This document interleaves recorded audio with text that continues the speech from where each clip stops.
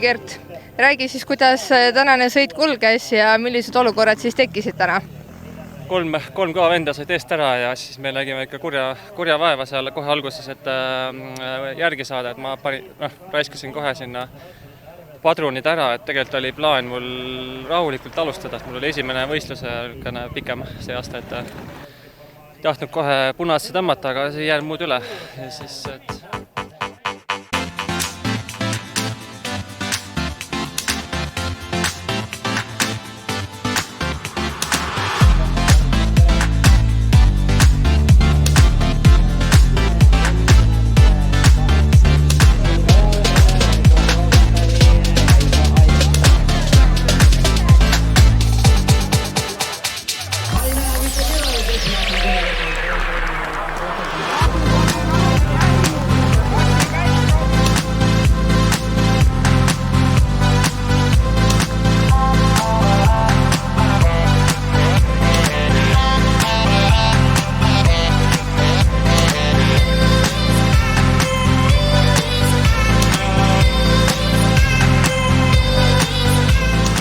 Liisa, palju õnne võidu puhul.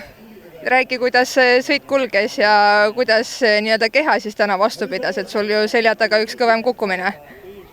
Ei, üldiselt sujus hästi, lihtsalt natuke raske oli, et üle puhanud olin ja siis, et siis on alati väga raske sõita ja uus ratas ka, et väga äge oli, aga jube raske, jah.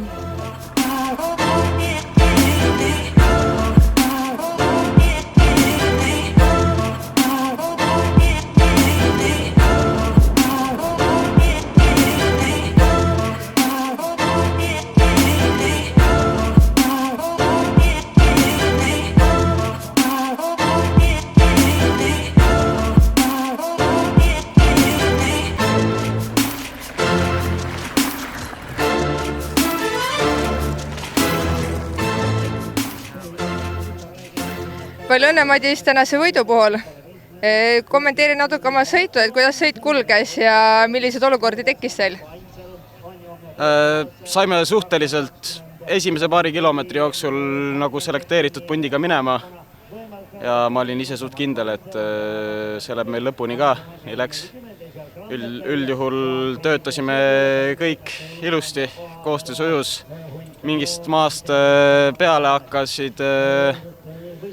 hakkasid Siim Kiskonen ja Markus Pajur mänge mängima, hakkasid üksteise alla liitrit panema ja keegi peale minu väga initsiatiivi tahtnud võtta, seega pidin põhimõtteliselt igale rünnakule reageerima. Lõpus ma ei olnud nii kindel, palju mul seda teravust veel järel on. Ma olin sõidu jooksul väga palju sprinte teinud juba, et neid rünnakuid likvideerida. Seega peale äkki 2 kilomeetrit enne lõppu peale Siim Kiskoneni rünnakut panin kohe kontra otsa ja sain väikse vahe sisse ja suutsin seda lõpuni säilitada.